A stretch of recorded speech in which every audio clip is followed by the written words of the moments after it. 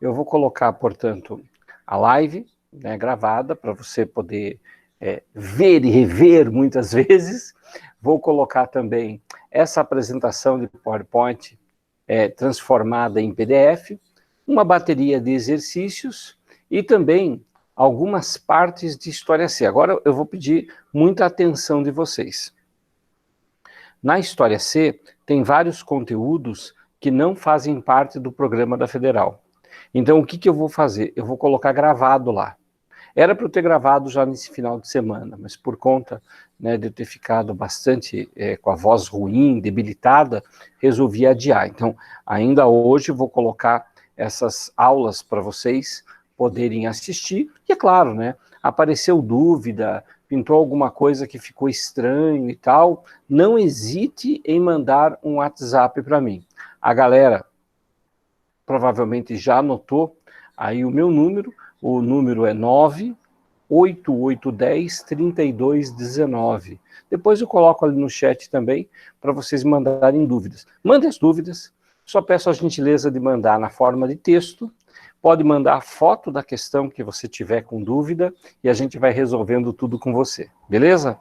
Bom, a nossa aula de hoje, ela trata dessa parte de História C, a partir da página 564. Eu vou contar para vocês o que é que eu estou pulando e o que é que vai aparecer gravado depois no portal, que são, digamos assim, aquelas disciplinas, aquelas matérias, que ou não fazem parte do programa da Federal, ou que são raríssimas de serem cobradas. A gente não deixa de ensinar, mas deixa daí gravado, e aproveitamos, né, esse tempo aqui para falar de um tema mais complexo. Esse tema mais complexo é a história da unificação do Reino Espanhol, a expansão naval e a colonização da América, que tem um monte de assunto, que tem pelo menos uns 2 professores da Universidade Federal que são especialistas no tema. Então, a gente acaba, né, focando aí nessa matéria. Beleza? Bom, o que vocês vão encontrar depois no portal? A aula gravada de civilizações do Extremo Oriente e civilizações subsaarianas da África, e mais a aula de maias, astecas e incas, beleza? Combinado, então? Então é isso aí. Então vamos lá. Bom, a página 564, aí na tua apostila 2, nós temos o processo conhecido como formação do Estado espanhol. E aqui é o momento, pois não, quem está com o microfone ligado, precisar falar alguma coisa, Meu Deus, estou com a câmera ligada. Que vergonha. Se foi comigo, repita, por favor.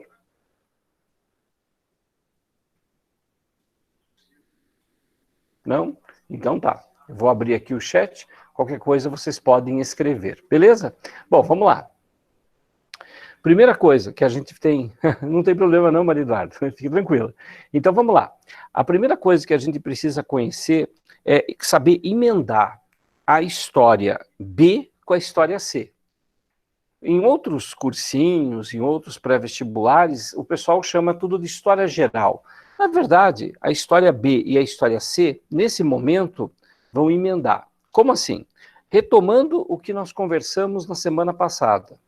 Nós vimos um contexto de baixa Idade Média, ou seja, de crise do século XIV. Essa crise do século XIV, peste negra, nossa, assunto de atualidades, galera, que assustador. Peste negra. Temos a Grande Fome. Temos também a Guerra dos 100 Anos. E tivemos também no século XIV as rebeliões camponesas. Esse contexto de crise do século XIV, que a gente havia estudado, contribuiu para a formação dos Estados Nacionais modernos. Tanto que, se você observar, lá na história B, você vai ver que a nossa última unidade que estudamos foi crise do século XIV e formação dos Estados Nacionais modernos. O que é essa formação dos Estados Nacionais modernos? O surgimento dos países europeus. Não todos, mas o surgimento da França, o surgimento da Inglaterra. Em Portugal e Espanha surgiram nesse contexto de baixa Idade Média. Mas o que isso tem a ver com a aula de hoje? Ora, pessoal, Sem a existência de um Estado organizado, com instituições, com sistema tributário, com real efetivamente mandando, estabelecendo fronteiras, tendo exército permanente, não teria como essas nações promoverem um projeto de tão grande monta como foi o projeto das grandes navegações. É claro que o caso português é um caso diferente. O professor de História do Brasil de vocês, o professor Tiago Silva, saudade daquele corpinho, o professor Tonhonhon. Ora, ele falou para vocês lá no comecinho da História A. Ele falou das grandes navegações portuguesas, da formação do Estado português, e lá tinha uma matéria chamada Revolução de Avis, na formação de Portugal, que é a ascensão da dinastia, da família, né? Dinastia é isso, família, Avis no governo português. O que aconteceu naquele episódio? Só retomando, para você perceber como se trata de um fenômeno parecido do que eu vou falar na Espanha. Eu também não escondo de vocês, né, que a história do Brasil é a minha paixão. Não que eu não goste das outras, mas se eu tiver de bobeira aqui em casa, vou ler alguma coisa, possivelmente vai ser História do Brasil. É claro que a pilha aqui atrás de livros está meio diferente, porque tem muita coisa de filosofia, sociologia, de Grécia e tal, porque a gente está sempre pesquisando essas matérias para ficar, né, afinado com o que a Federal anda cobrando nos últimos vestibulares. Mas por que eu vou falar um pouquinho dessa história portuguesa? Porque o raciocínio é parecido. Houve um primeiro rei de Portugal, chamado Afonso Henriques. O Afonso Henriques vira o primeiro rei de Portugal e se destaca na luta contra os muçulmanos. Aí, isso foi no século XII.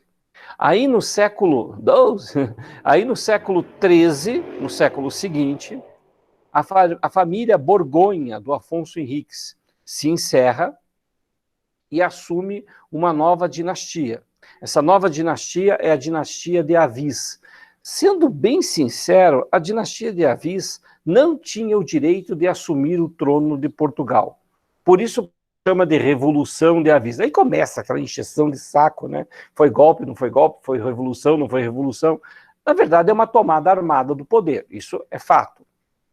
E esse primeiro rei da família Avis, o João de Avis, é o rei que, sendo ligado aos burgueses, ele era filho, né, de uma mulher que era de família burguesa, e o pai dele era um antigo rei de Portugal, o Dom Pedro I deles, o Dom Pedro I de Portugal, não o nosso.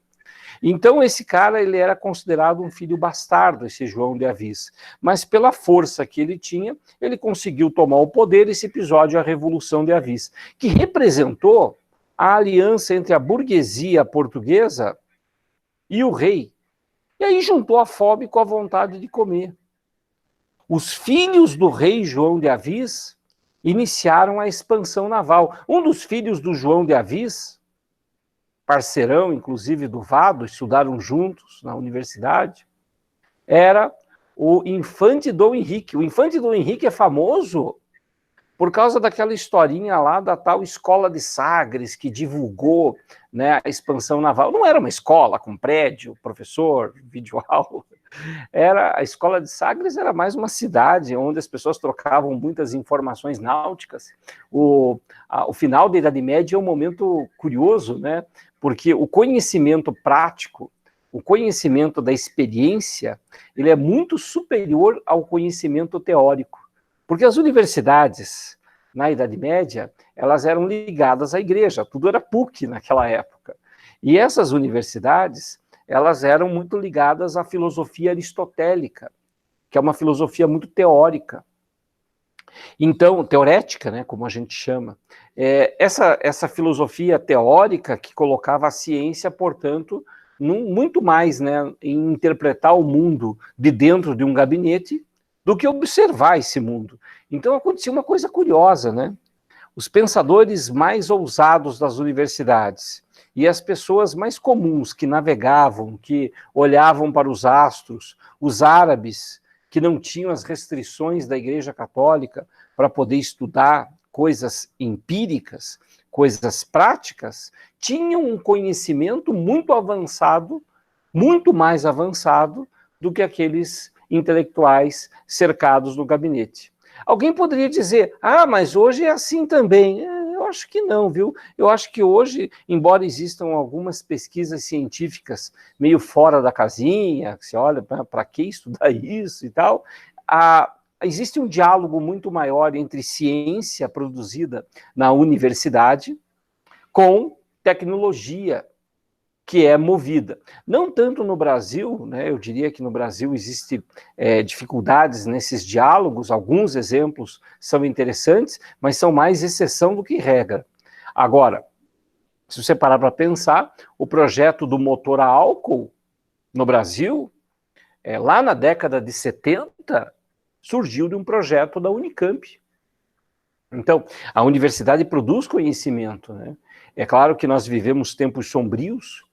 Você que almeja uma carreira acadêmica, tempos sombrios por quê? Porque existe uma negação da ciência, né, de uma forma assim até que vira piada, né, de que vai desde uma coisa absurda que nem o terraplanismo até a negação da ciência como se fosse só mais uma opinião. E isso acaba criando certos transtornos no mundo acadêmico. No século XVI, século XV, século XVI, o conhecimento prático de navegantes, usando as estrelas para navegar e tal, era mais real, mais concreto do que o conhecimento teórico nas universidades, em que muitas vezes as pessoas ainda estavam pensando o planeta a partir do geocentrismo, ou seja, de que a Terra estava no centro do universo.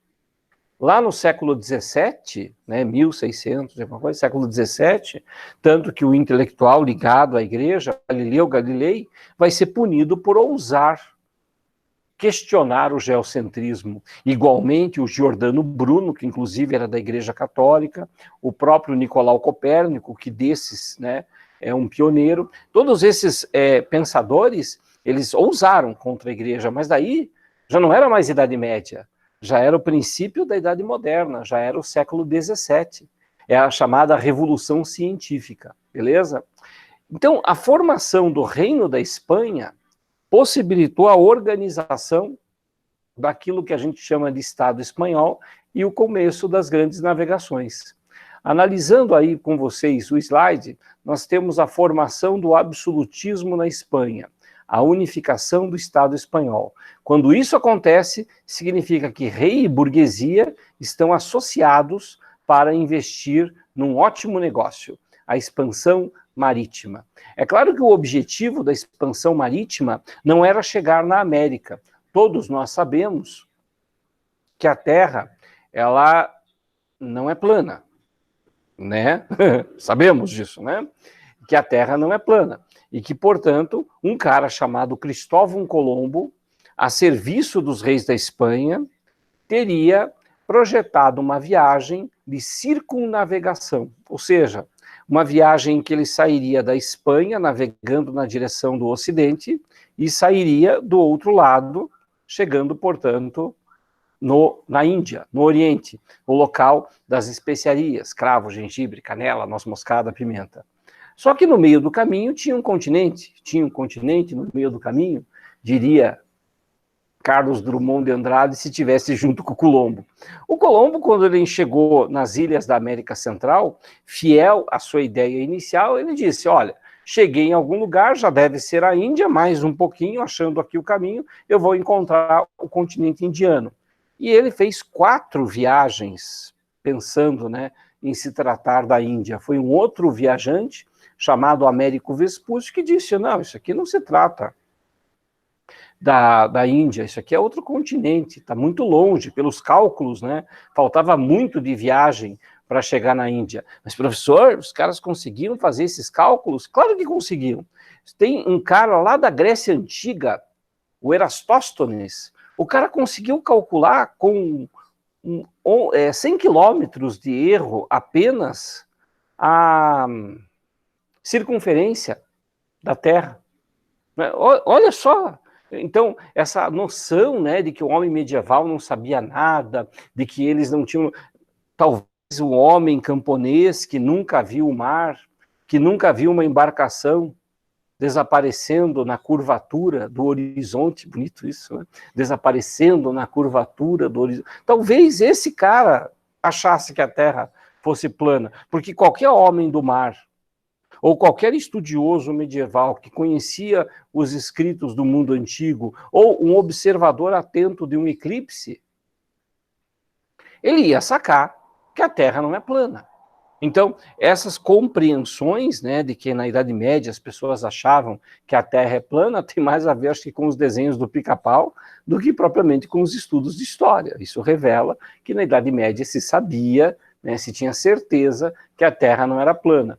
O que se duvidava é, será que é possível viajar tudo isso em uma vida só? Mas para chegar nesses objetivos, era preciso ter o Estado. Porque é como se você falasse assim, quem começou a expansão, as viagens espaciais? Estados Unidos, União Soviética, né? Foram eles que começaram, durante a Guerra Fria, a corrida espacial. Foram estados que conseguiram reunir muito dinheiro para investir nesses projetos. Vamos fazer uma analogia. A expansão naval, lá no século XV, tem um raciocínio parecido. Ou seja, foi necessário fazer um investimento do Estado, a partir de dinheiro de investidores, mas o Estado assumiu a responsabilidade da expansão naval. Então, sem o Estado, não tinha expansão naval. Daí, portanto, o Estado Nacional Espanhol. E esse Estado Nacional Espanhol, ele se formou quando e como? Porque ele não se formou para navegar, ele se formou antes. Se formou no processo de expulsão dos árabes da Península Ibérica. A partir do século XI, quando as invasões diminuíram, a população aumentou, aconteceu lá em direção ao Oriente cruzadas. Mas, dentro da Espanha, aconteceu a chamada Guerra de Reconquista Cristã. E os espanhóis começaram a se unificar para expulsar os muçulmanos da Península Ibérica. Os muçulmanos ocupavam a Península Ibérica desde o século VIII, pessoal. Século VIII. E no século XV, a Espanha alega que os expulsou. Eu acho isso meio absurdo, né? Eu acho que o termo correto seria: a Espanha assumiu o controle dos territórios que estavam cheios de árabes e muçulmanos. Não exatamente a noção de os espanhóis expulsaram os muçulmanos. Tornaram o islamismo ilegal, mas você expulsar de um lugar uma população que viveu ali do século VIII até o século XV, não faz muito sentido, né? Então houve sim uma proibição do islamismo, e o discurso oficial da Espanha é: nós unificamos e reconquistamos o território cristão. Essa expressão reconquista, ela é bem importante. A Federal já cobrou. Reconquista do quê? Porque antes não existia Espanha. Não existia. Não existia um Estado espanhol. O que existia? Existiam reinos germânicos que se apropriaram dos territórios do Império Romano, e esses chefes germânicos se cristianizaram. Então não é um processo de reconquista espanhola, é um processo de reconquista cristã. Todos os cristãos do século XV, no século XVI, eles diziam: é nossa obrigação reconquistar os territórios perdidos para os infiéis, os muçulmanos. É uma reconquista cristã. É como se fosse uma herança religiosa. É a chamada herança visigótica, né? Porque o reino germânico que existia ali era o reino dos visigodos. E nesse processo de conquista existiam vários reinos na Espanha. Tinha o reino de Leão, Navarra, Granada, o reino de Aragão e o reino de Castela. Aragão e Castela foram os principais. E o casamento do rei de Aragão, Dom Fernando, com a rainha de Castela, Isabel de Castela, formando o chamado casal cristão, foi o processo de conclusão da Reconquista Espanhola. É durante o governo do Fernando de Aragão e da Isabel de Castela que o último reduto árabe da Península Ibérica é conquistado pelos católicos, pelos cristãos lá.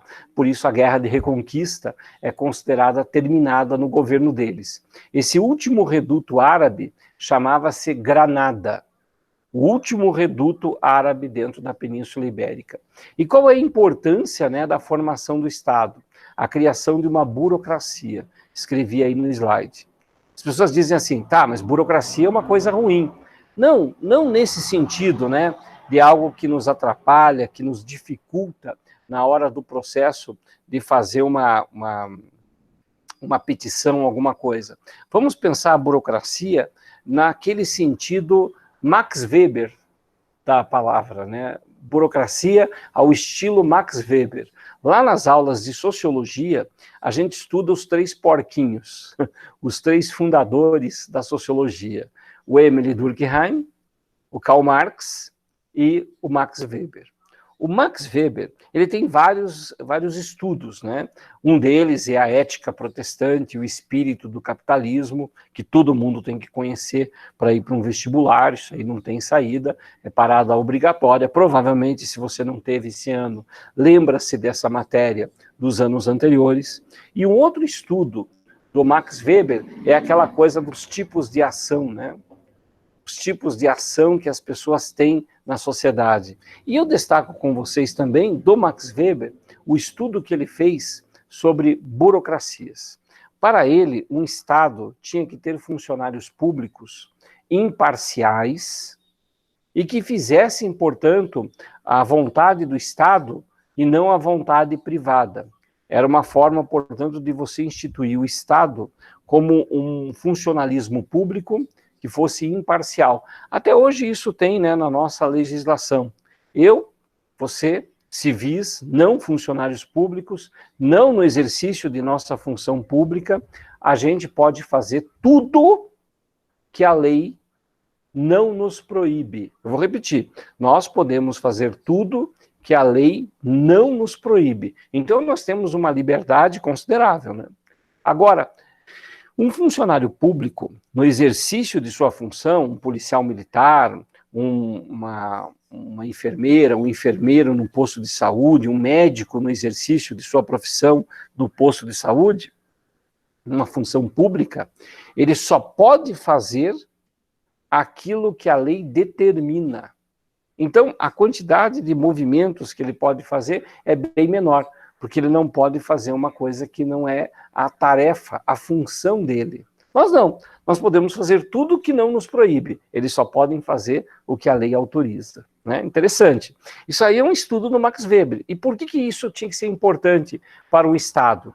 Porque era uma forma de você garantir transparência, de você garantir imparcialidade e assim por diante. Tanto que antigamente havia regras como funcionário público, né, na época do Getúlio Vargas, por exemplo, funcionário público ele tinha que ser trocado, remanejado de lugar a cada 5 anos, para evitar que ele morando sempre no mesmo lugar, tivesse tantas conexões com as pessoas daquele lugar, que ele acabasse desviando função, que ele acabasse priorizando relacionamentos que ele já tinha com as pessoas, então você garantia essa imparcialidade.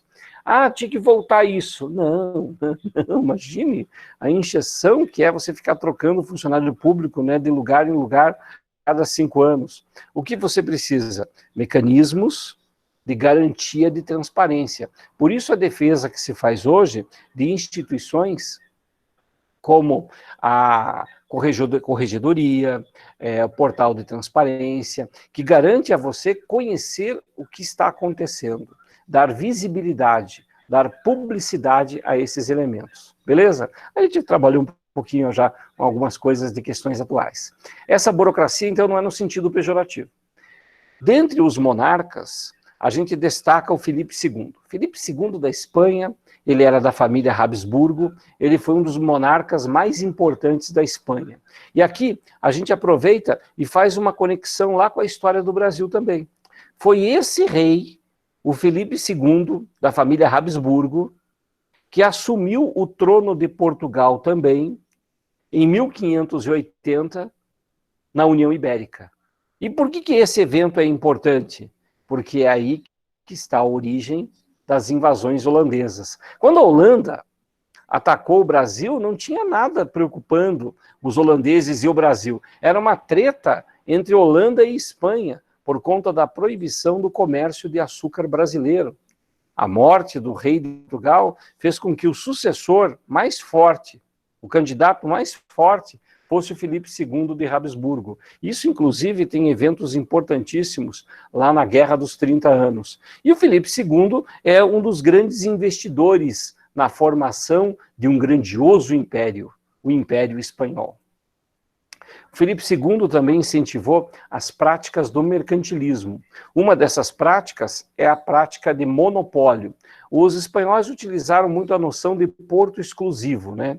Então, na Espanha, tinha lá um porto exclusivo para vir para a América, o Porto de Sevilha. E aqui na América, alguns portos exclusivos que poderiam receber e exportar mercadorias. Obviamente que havia muito contrabando, mas o Estado espanhol, fortemente armado, tinha como tarefa evitar que as pessoas usassem outros portos e deixassem de pagar rendas para o Estado. Quem agradecia muito isso era a burguesia, porque a burguesia ela sabia que, tendo uma exclusividade com o porto, somente aquela burguesia espanhola poderia fazer comércio diretamente com as regiões. Então, o mercantilismo, ele não defendia de forma alguma a livre concorrência, ele dava exclusividade para aqueles comerciantes que fossem daquela nação. São 5 os princípios mercantis: monopólio, protecionismo alfandegário, ou seja, elevar as taxas alfandegárias, busca por colônias, busca por metais preciosos, o chamado metalismo, e ainda, dentro desse universo todo, né, porque a gente encontra aí, né, o mercantilismo com uma quantidade enorme de características. Intervenção do Estado nos assuntos econômicos. Ora, a ideia era fazer com que o rei de cada nação priorizasse o fortalecimento de sua burguesia, que, em compensação, pagava mais impostos para o Estado para poder se fortalecer e virar absolutista. Feito isso, chega a hora da expansão naval. A expansão, como eu disse, visava uma nova rota em direção à Índia, daí o recrutamento do Colombo. E uma das motivações que fez muita gente maluca entrar dentro de uma embarcação e ousar a navegar rumo ao desconhecido tinha a ver também não só com a ganância, a vontade, mas também tinha muito a ver com o dinheiro, né? Tinha a ver, portanto, né, com a fé religiosa. Ou seja, de um lado havia a possibilidade de grandes riquezas, mas de outro também havia essa ideia de que a fé poderia mobilizar a pessoa a entrar dentro de uma embarcação e ousar fazer essas viagens. Notícias, né, de que haveriam monstros, de que tinha abismo, que a água fervia, muitas vezes eram histórias para assustar marujos, mas também era uma forma, né, de testar a fé daqueles que ousavam fazer essas viagens. Seguindo adiante, especiarias eram um objetivo dos espanhóis, mas com o tempo eles encontraram metais preciosos aqui na América e a Espanha ela se dedicou muito mais à mineração da prata em especial. Tanto que os portugueses se animaram, né? Puxa, será que também tem metais preciosos no Brasil? Só que não tinha com tanta facilidade. Foi preciso quase um século depois para que os primeiros veios de ouro fossem encontrados na região da capitania das Minas Gerais. Isso lá no final do século XVII, em 1690, na região de Ouro Preto. A economia do mercantilismo espanhol, como ela era muito ligada aos metais preciosos, a gente chama de bulionismo, é um nome específico para o mercantilismo espanhol, extremamente dependente dos metais preciosos e dos portos exclusivos. O problema é que os espanhóis fizeram uma baita besteira. Eles descobriram muita prata, acharam muito ouro e fizeram moedas. Mas da onde fazer moeda com essas coisas? Você faz moeda com metal vagabundo. O que você faz com ouro e prata? Você guarda.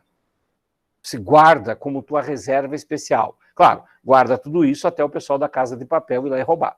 Mas você guarda todos esses metais preciosos. Por quê? Num contexto de idade moderna, o que valeria que ninguém discutiria o preço? Ouro e prata. Então, as economias poderiam se esfacelar, ouro e prata tinham uma garantia, portanto, de revenda. Com ouro e prata, você conseguia contratar um exército, você conseguia contratar mercenários, contratar navegantes e suas embarcações, recrutar tripulação. Então, era muito mais estratégico você guardar tudo isso, fazer uma moedinha com um metal vagabundo e atribuir a ele um valor, que nem é hoje, né? A gente pega um papelzinho e diz, isso aqui custa R$100. Mas o que está por trás disso? A economia brasileira. Tanto que quando a economia brasileira não vai bem, vocês não sabem o que é isso, né? Vocês viveram sempre na prosperidade, vocês não têm ideia, mas no momento que a economia brasileira não vai bem, estou zoando, tá?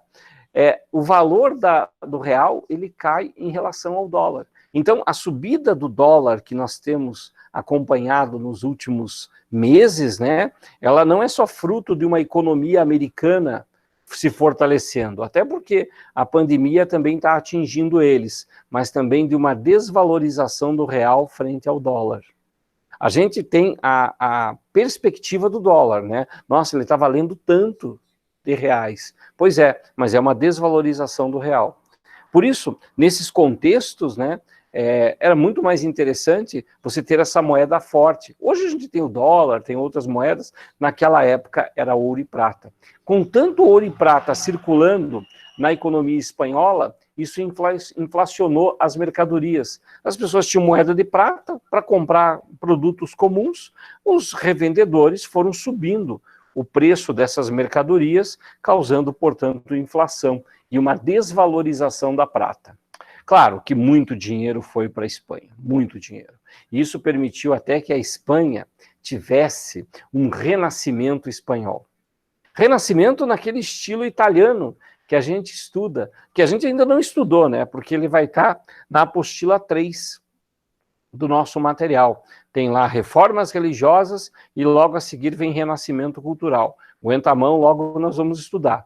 Mas o renascimento italiano, né, que é muito famoso e tal, Michelangelo, Leonardo, as outras tartarugas ninjas também, na Espanha também houve. Por quê? Porque teve muito dinheiro.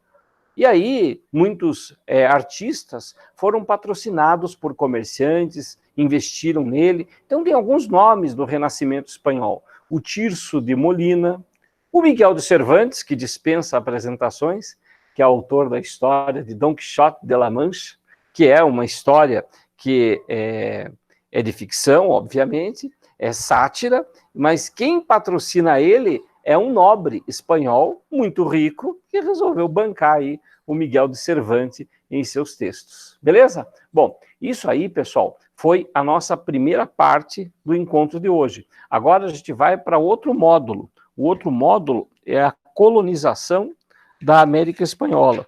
Você que nos acompanha pela apostila, estamos na página 568, a partir de agora. Página 568. Se alguém tiver alguma dúvida, pode ligar o microfone ou pode escrever a sua dúvida, que a gente já responde sobre o que já aconteceu aí, do que a gente já descreveu. Quanto aos exercícios do praticando, eu já coloco o gabarito também lá no portal do Que Mágico, para você ter acesso a todos esses materiais, beleza? Bom, seguindo adiante, então vamos para a colonização da América Espanhola. A colonização da América, veja só, olha só o meu raciocínio, né?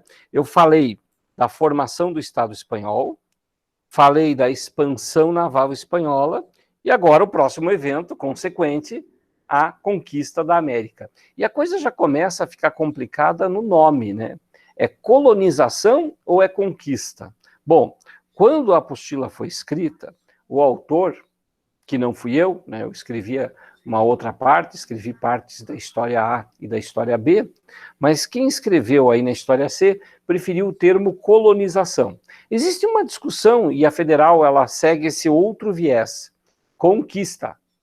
Conquista. Não é colonização do Brasil, é conquista do Brasil, para mostrar que o processo, né, de chegada dos europeus não foi um processo tranquilo, e nem mesmo esses territórios da América estavam vazios. Porque quando você usa a expressão colonização, povoamento, pode dar uma falsa impressão de que esses territórios estavam vazios ou que esses territórios receberam os europeus e foi uma relação pacífica. Então, o uso da palavra colonização aí no meu slide é para obedecer o que está escrito na apostila, mas eu tenho obrigação também de informar vocês que na Federal, na Universidade Federal, eles usam a palavra conquista justamente com esse sentido, né, de mostrar que foi uma conquista militar o que aconteceu na América.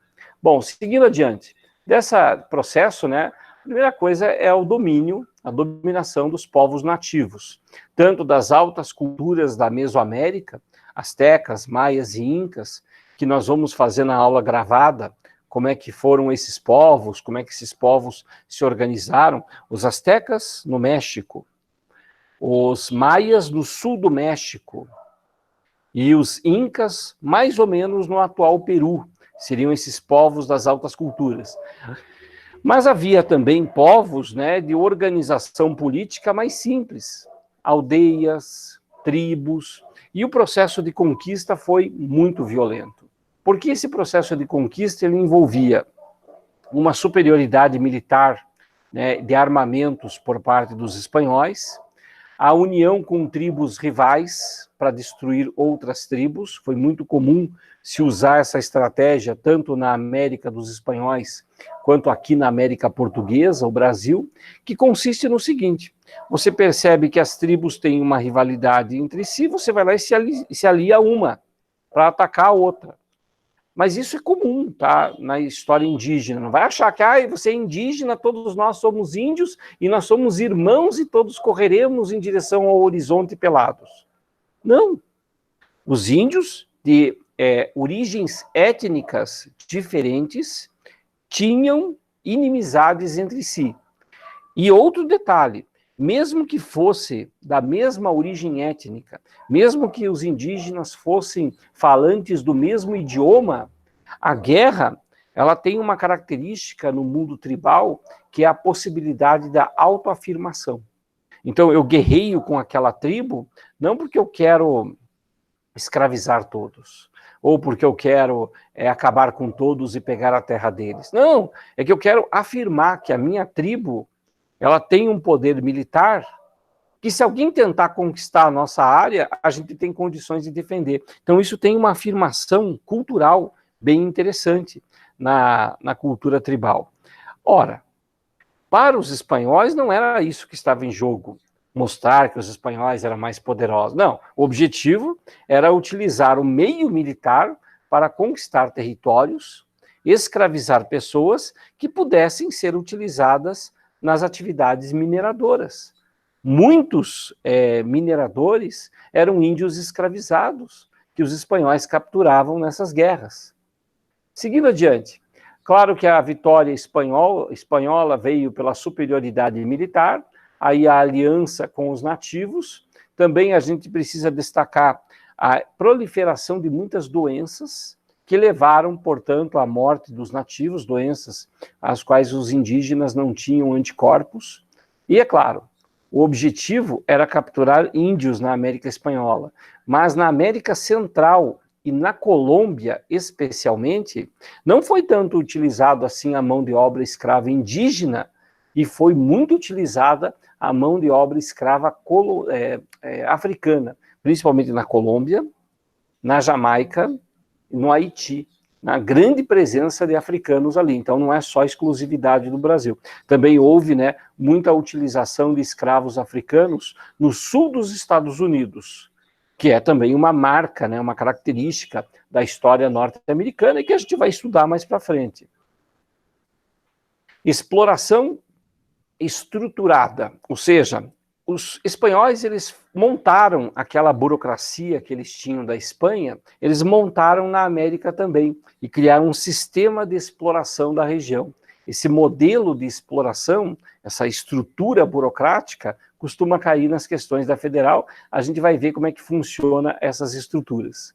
E também com a fundação de cidades, as chamadas ciudad. As ciudad, elas representavam essa unidade básica, e dentro de uma ciudad, aqui na América Espanhola, tinha igreja, tinha o cabildo, que era a Câmara Municipal, a praça principal e a sede do governo. Então, tudo bem estruturado. Tanto que existe uma comparação entre a colonização portuguesa e a colonização espanhola, uma comparação clássica, que chama-se, né, o semeador e o ladrilhador. O que essas expressões significam? O Sérgio Buarque de Holanda, o pai do Chico Buarque, né, o saudoso Sérgio Buarque de Holanda, era professor da USP e tal, ele escreveu uma obra chamada Raízes do Brasil. E ali ele já colocava alguns indícios do pensamento dele. Ele era historiador, né, mas atuava também com sociologia.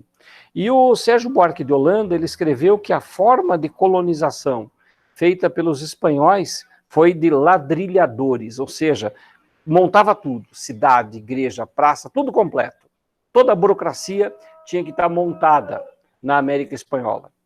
Enquanto que, na América Portuguesa, os portugueses se comportaram como semeadores, ou seja, jogando ao vento. Tanto que muitos vilarejos, muitas comarcas que foram fundadas aqui no Brasil, elas foram criadas, mas não tinha estrutura nenhuma.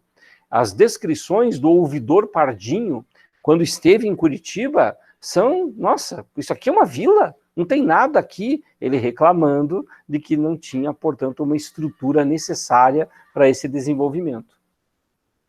É importante também destacarmos, pessoal, que essa relação entre ladrilhadores e semeadores é uma comparação feita por intelectuais. Os espanhóis e portugueses na época não afirmavam isso de jeito nenhum, beleza?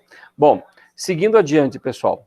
Esse processo, portanto, de dominação dos povos nativos, ele veio através da implementação de uma administração. E aí vamos falar dessa estrutura administrativa.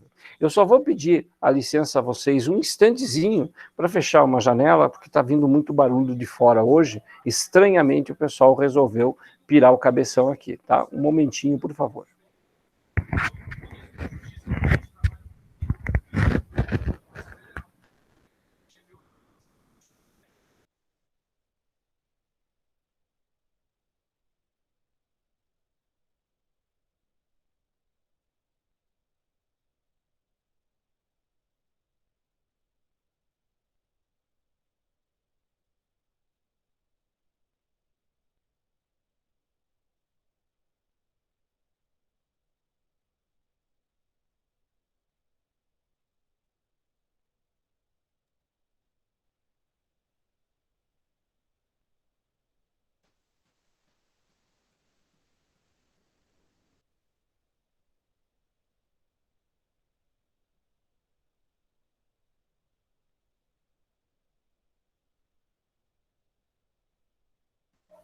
Muito bem, voltamos. Então, como nós estávamos comentando com vocês, né? O processo de implantação de uma estrutura burocrática na América dos espanhóis. Olhando aí no slide, nós temos a implantação dessa administração e já aparece ali duas expressões, adelantados e cabildos. Cai bastante isso em prova, tá?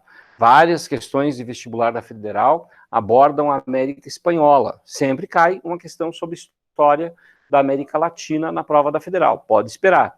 Agora, em qual parte eles vão cobrar? Bom, já cobraram aí, já cobraram de outras partes, já repetiram, já cobraram aí. Eu me lembro de umas 3 questões que já caíram sobre essa estrutura administrativa da América Espanhola. Então vale a pena a gente prestar atenção nisso. Vamos lá. Adelantados e cabildos. O que é o adelantado?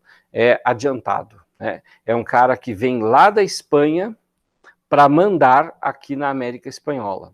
Esse cara, espanhol de nascimento, claro que, né, o pessoal ficava meio com inveja dele. Já o cabildo, ele era feito por pessoas que eram ricos proprietários, que já moravam aqui e provavelmente já nasceram aqui. Daqui vai nascer a rivalidade entre os crioulos e os chapetones. Os crioulos, eles são nascidos na América, são descendentes de espanhóis, nascidos da América. Apesar do termo crioulo, não é necessariamente descendente de negro, tá? Aqui no Brasil, a gente usa o termo crioulo com uma ideia de mestiçagem entre brancos e negros. Lá na América Espanhola, o cara pode ser branquinho da Silva, nascido na América Espanhola, crioulo, tá? E o cara que vinha da Espanha era chamado de chapetone. Então, o adelantado era um cara que vinha diretamente da Espanha, o adiantado, né? Enquanto que o cabildo era um cara daqui mesmo que se reunia numa Câmara Municipal para debater questões locais. Outra estrutura administrativa são as audiências e vice-reinos. A América Espanhola foi dividida em pedaços. Então, uma boa parte do Paraguai, a Argentina, o sul do Chile e ainda o Uruguai eram conhecidos como Vice-Reinado do Prata. A região mais ao norte da América do Sul, a Colômbia, a Venezuela, o Equador, é a região do Vice-Reinado de Nova Granada. No México, o Vice-Reinado de Nova Espanha. Abaixo dos vice-reinados havia as audiências, que eram, portanto, órgãos administrativos que assessoravam os vice-reinos. Essas audiências geralmente tinham a autoridade vinda da Espanha também, era um chapetone, e os vice-reis também. Dificilmente vai encontrar na estrutura de decisão mais importante um cara nascido na América. Geralmente eram os nobres, os burgueses, pessoas que eram, portanto, escolhidas lá na Espanha para mandar aqui. Continuando. Os tribunais, como o próprio nome já diz, ele tinha uma visão de julgamento. Ele era com a organização de pessoas do local, quando era uma questão local. Se fosse uma questão, né, de muita importância, poderia vir um tribunal, né, diretamente da Espanha. Como lá na Espanha havia o esquema de padroado régio, ou seja, a religião católica é a religião oficial da Espanha, os tribunais do Santo Ofício também atuavam aqui na América. O Tribunal do Santo Ofício é a Inquisição. Os cabildos, que são as câmaras municipais, as casas de contratação. A casa de contratação geralmente ficava lá na Espanha, é a que arregimentava espanhóis que quisessem vir para a América. Então o cara tinha um dinheiro, o cara queria uma posse aqui, ele se apresentava na casa de contratação e era mandado aqui para a América, portanto, com documentos que provavam a sua condição, né, de autorizado da Espanha. As Índias, né, que aparecem aí, Real e Supremo Conselho das Índias, ele, na verdade, Índias aí é América, tá? Índias Ocidentais. Qualquer lugar que fornecesse recursos era chamado de Índia naquela época. Então, aqui, no caso, as Índias Ocidentais. Esse Real Supremo Conselho, ele ficava lá na Espanha também. Era o rei que participava e alguns conselheiros dele. Portanto, aqui a gente está vendo uma instituição máxima de poder. Trabalho compulsório. Uma das características da organização do mundo da América dos espanhóis foi a utilização de trabalho forçado. Só que aqui no Brasil a gente fala escravo, só que não existe só esse tipo de trabalho compulsório. Nós temos o trabalho compulsório dos indígenas através da mita, através da encomenda e através da peonarre. São 3 tipos, né, de trabalho compulsório. Vamos ao primeiro, mita. A prática da mita, ela já existia entre os espanhóis, já era uma prática, ou melhor, entre os indígenas. O que era isso? O indígena, ele tinha que pelo menos, né, a cada 3 anos, escolher entre membros de sua tribo quem iria trabalhar, né, como uma espécie de escravo emprestado. Terminava o período, ele podia voltar para sua tribo. Os espanhóis adaptaram isso. Eles pegaram a mita e transformaram em trabalho obrigatório na mineração. Então, cada tribo tinha que fornecer alguns indígenas para trabalharem durante 2, 3 anos na mineração. Cumpriu a mita, volta para sua tribo e acabou, portanto, o trabalho compulsório. É como se fosse um imposto, mas que era para a tribo. e a tribo pagava oferecendo tributos, que nem estilo Jogos Vorazes, né? Jogos Vorazes é o jovem que é mandado lá para competições. A diferença é que aqui na Mita o cara era obrigado ao trabalho compulsório nas minas.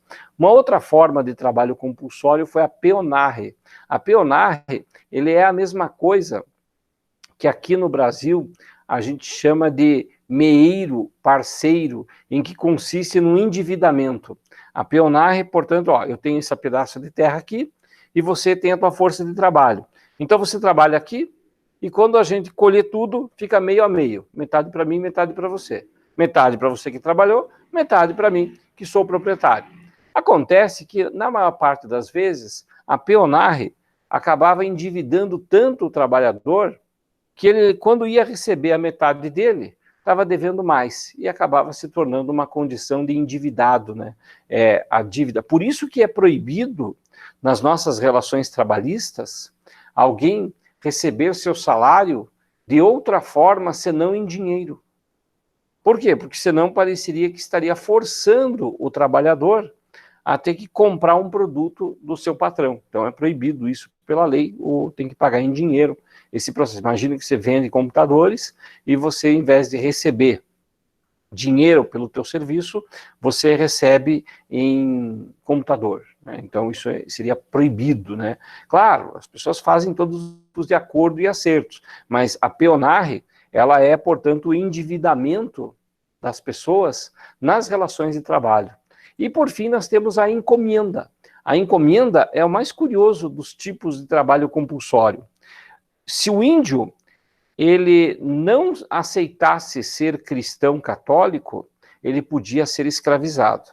Tá? Isso era uma regra. Mas aceitar ser cristão católico não é só, eu sou cristão. Não. Tinha que ter catequese. E, para tanto, os fazendeiros diziam, eu vou te catequizar.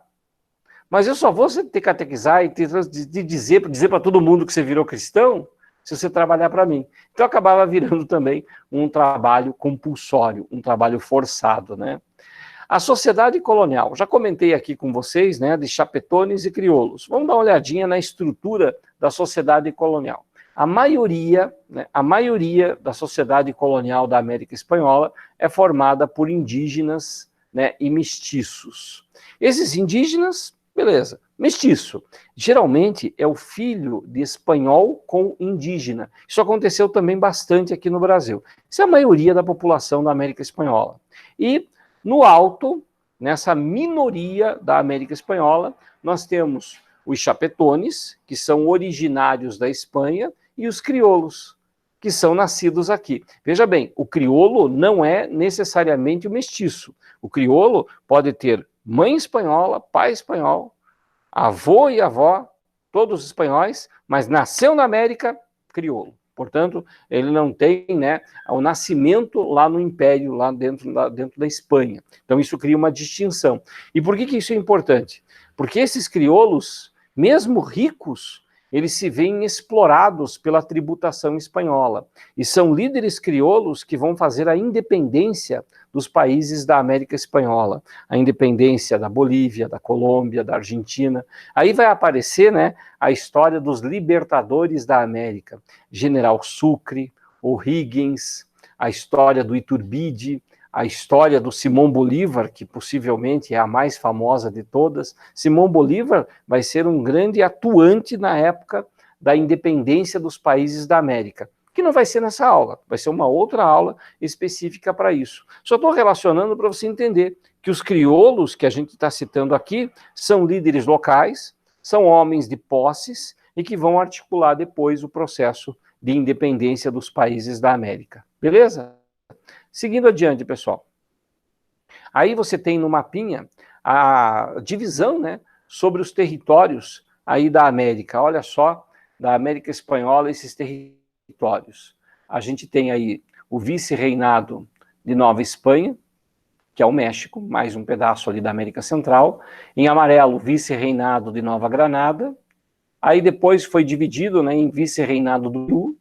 Aí em laranja, vice-reinado do Prata. E algumas regiões eram capitanias, principalmente regiões litorâneas, Por quê? Porque precisava garantir a proteção do litoral. Então, quando é proteção, você tem um capitão, e daí o território é uma capitania. Capitão, ele é envolvido, portanto, com segurança. Aqui na história do Brasil, nós tivemos uma estrutura assim também. Quando o Tomé de Souza, primeiro governador-geral do Brasil, veio para cá, ele montou uma estrutura que tinha o governo geral, e daí tinha 3 funções básicas, né? 3 ocupantes de cargos.